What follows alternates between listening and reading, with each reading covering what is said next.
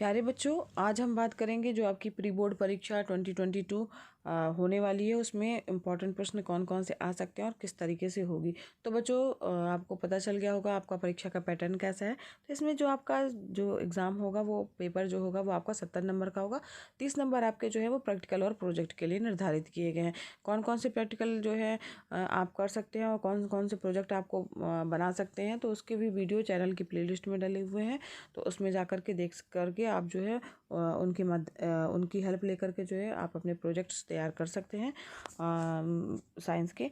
इसके बाद बच्चों बात कर लेते हैं कि यहाँ पर आपका जो साइंस का पेपर होगा वो किस तरीके से जो है होगा। तो यहाँ पर जो पूर्णांक निर्धारित है आपका 70 नंबर का है और समय जो है आपका है 3 घंटे 15 मिनट के लिए निर्धारित किए गए हैं, जिसमें से 15 मिनट जो है वो आपको प्रश्न पत्र पढ़ने के लिए जो है निर्धारित है। और आपका यह प्रश्न पत्र बच्चों 3 खंडों में विभाजित है, खंड का, खा और गा। ठीक है। और पहला खंड जो है वो बहुविकल्पीय है। जो भी खंड का है उसमें खंड का जो पहला प्रश्न जो है वो बहुविकल्पीय प्रश्न है। ध्यान दीजिएगा, पहला प्रश्न ही वे बहुविकल्पीय होगा, सभी जितने भी खंड हैं, और उसमें सही विकल्प चुन करके आपको केवल उत्तर पुस्तिका में लिखना है। ठीक है। और जो भी खंड हैं उनके प्रश्न अनिवार्य हैं, सभी प्रश्न करना अनिवार्य है। और एक साथ जो है करना ये भी जरूरी है कि आप कोई भी खंड उठाइए, चाहे का पहले कीजिए, चाहे खा कीजिए, चाहे गा कीजिए, लेकिन उस खंड के सभी प्रश्न करना है। ऐसा आपको नहीं करना है कि एक प्रश्न खंड का कर दिया, फिर इसके 2 प्रश्न खंड का के कर दिए, फिर तीसरा प्रश्न गा का किए, फिर इसके बाद खा का एक प्रश्न किया। इस तरीके से नहीं करना है। आपको प्रत्येक खंड के सभी प्रश्नों को एक साथ करना आवश्यक है। प्रश्न का क्रमांक और खंड लिखना बहुत ही अनिवार्य है, इस चीज़ को विशेष ध्यान दीजिएगा बच्चों। चलिए बढ़ते हैं अपने पेपर की ओर कि किस तरीके से आपका जो है प्रश्न आ सकते हैं, कौन कौन से प्रश्न जो है इंपॉर्टेंट है।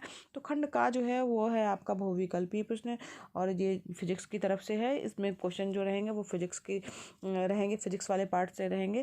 तो यहाँ पर देखिए, गोली दर्पण की फोकस दूरी और वक्रता त्रिज्या में क्या संबंध होता है, इससे संबंधित प्रश्न है। यहाँ पर ऑप्शन दिए गए हैं आ, ब, स, द। इसमें से जो सही है आपको पता ही होगा कौन सा सही है, तो वो आप उसमें लगा सकते हैं। फिर इसके बाद है अगला प्रश्न है, खा ओम के नियम के अनुसार धारा व विभवांतर का ग्राफ कैसा बनेगा, एक सरल रेखा, टेढ़ी मेढ़ी रेखा, वृत्त, या इनमें से कोई नहीं। तो 4 ऑप्शन है, इसमें से सही ऑप्शन आपको चुन करके लिखना है। इसके बाद है बच्चों, बिजली के बल्ब का जो फिलामेंट होता है, तंतु होता है, वो किस चीज़ का बना होता है। हाँ, तो नाइक्रोम, टिन, स्टील, टंगस्टन। तो टंगस्टन। तो यहाँ पर जो है जो आप सही विकल्प है उसको जो है वो आपको उस पर खाली उसका आंसर ही लिखना जरूरी है। इसके बाद है बच्चों, प्रकाश का वेग निम्न में से किस माध्यम में सबसे अधिक होता है। तो कांच है, वायु है, जल है, निर्वात है। ये आपको पता ही होगा, निर्वात होगा इसमें। यहाँ पर बच्चों अगला प्रश्न है बच्चों, दूसरा प्रश्न है वो यहाँ पर जो दिया, पहला तो अनिवार्य था जो कि बहुविकल्पीय प्रश्न था। इसके बाद जो है सभी में बहुविकल्पीय प्रश्न होगा, जो खंड होंगे। उसका दूसरा प्रश्न है वो है आपका का, खा, गा। इसके 3 भाग कर दिए गए हैं।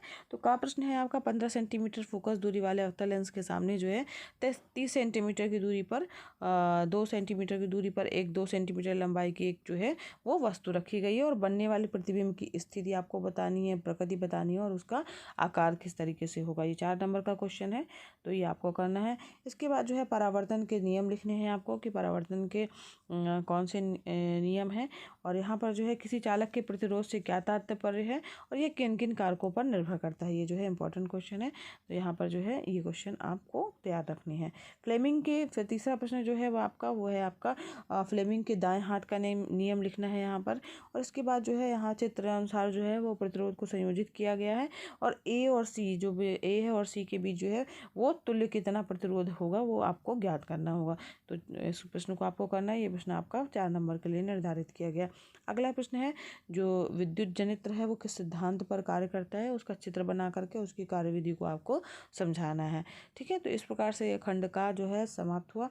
अब आते हैं खंड खा की ओर। तो ये खंड खा जो है वो केमिस्ट्री का है आपका। तो केमिस्ट्री में जो है यहाँ पर देखिए बहुविकल्पी, जो स्टार्टिंग का पहला क्वेश्चन होगा वो बहुविकल्पी ही है। तो यहाँ पर का दिया है एथिल अल्कोहल का यूपीएसी नाम क्या है वो आपको लिखना है। फिर क्षारीय विलयन का पीएच जो है वो कितना होता है, उसका ऑप्शन 4 दिए गए हैं, 0, 7, 7 से कम, 7 से अधिक, ये आपको लिखना है। इसके बाद प्रोपेनॉल में क्रियात्मक समूह आपको बताना है कि कौन सा होता है। यहाँ पर 4 ऑप्शन है, सही ऑप्शन पर आपको टिक लगाना है। इसके बाद बच्चों छठवां प्रश्न है आपका, जो कि 3 खंड का, खा, गा में विभाजित किया गया है। जिसमें का प्रश्न है आपका कि परमाणु क्रमांक 17 वाले तत्व का आवर्त सारणी में वर्ग और उसका आवर्त लिखना है आपको। तो इसके वो जिसके लिए बच्चों 3 नंबर निर्धारित किए गए हैं। अगला प्रश्न है आधुनिक आवर्त सारणी के जो हैं वो आपको नियम लिखने हैं कि आधुनिक आवर्त सारणी के क्या नियम है। 4 नंबर का ये प्रश्न आ सकता है। और इसके बाद है साबुन और जो अपमार्जक होते हैं उनमें अंतर जो है आपको डिफरेंस लिखना है, जिसके लिए नंबर जो है वो 4 नंबर निर्धारित किए गए हैं। इंपॉर्टेंट क्वेश्चन है ये भी। और यहाँ पर अगला प्रश्न है 7वां प्रश्न है आपका जो कि टिप्पणी लिखने पर है। और यहाँ पर 3 टिप्पणियाँ लिखने के लिए हैं जो कि 6 नंबर की हैं, जिसमें सब तीनों के जो है 2-2 नंबर निर्धारित किए गए हैं। तो ओजोनीकरण इसके बारे में आपको लिखना है, स्टिरीकरण की क्रिया उसको देना है, और किण्वन की क्रिया जो है उसको जो है आपको बताना, उस पर टिप्पणी लिखना है। तो अब हम बढ़ते हैं अपने लास्ट खंड की ओर, जो कि है आपका खंड का। इसका भी जो पहला जो प्रश्न है वो आपका क्या होगा, बहुविकल्पीय वाला होगा। और ये खंड का जो है वो बायोलॉजी से रिलेटेड प्रश्न आएंगे इसमें। यहाँ पर 8वां प्रश्न का जो पहला है का, उसमें जो है बहुविकल्पीय प्रश्न का पहला प्रश्न है आपका, मनुष्य के हृदय में जो कोष्ठ है उनकी संख्या होती है। तो यहाँ पर 1, 2, 3, 4 ऑप्शन दिए गए हैं, उसमें से सही आपको टिक लगाना है। खा है बच्चों पादप में जो जाइलम है वो उत्तरदायी है, तो जल का वहन करने में, भोजन का वहन करने में, अमीनो अम्ल का वहन करने में, या ऑक्सीजन का वहन करने में। तो यहाँ पर इसका विकल्प सही जो है वो आपको लिखना है। फिर मेंडल के अनुसार मटर के बौने पौधे के जीन का प्रारूप क्या होता है, ये इसमें बताया गया है। 4 ऑप्शन दिए गए, वो आपको जो है उसमें चूज करके लिखना है। इसके बाद कोशिका का जो ऊर्जा ग्रह किसे कहा जाता है, तो यहाँ पर इसको लिखना है। यहाँ पर 4 ऑप्शन दिए गए हैं। सरल ही क्वेश्चन, इंपॉर्टेंट क्वेश्चन है जो अक्सर आते हैं, पूछे जाते हैं, तो वही सब प्रश्न पूछे गए हैं बच्चों। इसके बाद है बच्चों 9वां प्रश्न आपका है वो वृक्राणु, जिसको नेफ्रॉन बोला जाता है, उसका नामांकित चित्र आपको बनाना है और उसके कार्यों का वर्णन करना है। तो यहाँ पर देखिए नंबर भी अलग अलग निर्धारित कर दिए गए हैं। 3 और 2 नंबर का प्रश्न है, 2 भागों में बटा हुआ है। इसी तरीके से इसका खा पार्ट है, पुष्प की जो लंबी काट है उसका नामांकित चित्र बनाना है और निषेचन की क्रिया को जो है वो स्पष्ट करना है। तो यहाँ पर इसका चित्र बना करके निषेचन की क्रिया को आपको स्पष्ट करते हुए उसका चित्र बनाना है। और इसके बाद है आनुवांशिकता से आप क्या समझते हैं, और मेंडल के आनुवांशिकता नियमों को जो है उदाहरण से ही जो है वो आपको समझाना है कि आनुवांशिकता क्या होती है, और मेंडल का जो आनुवांशिकता के नियम है उनको आपको बताना है, साथ ही उदाहरण देना है। इसके लिए भी 2 और 2 यानी 4 नंबर निर्धारित किए गए हैं। अगला प्रश्न है आपका मानव का जो पाचन तंत्र है उसका नामांकित चित्र बनाना है, और पाचन की जो क्रिया किस तरीके से होती है उसका वर्णन करना है। इसके लिए जो है 3-3 नंबर निर्धारित किए गए हैं। 3 नंबर आपका चित्र के लिए हैं और 3 नंबर उसकी क्रिया का जो है वो वर्णन करने के लिए है।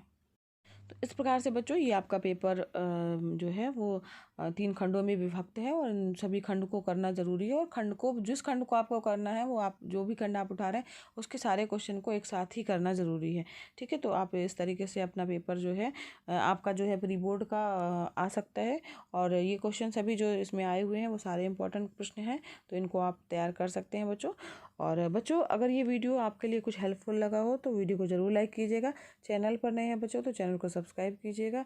और साथ ही बच्चों वीडियो क्लासेस फ्री हैं, तो आप भी लाभ लीजिए, अपने फ्रेंड्स को भी शेयर कीजिए ताकि वो भी इसका लाभ ले सकें। धन्यवाद बच्चों, मिलते हैं एक नेक्स्ट वीडियो क्लास में।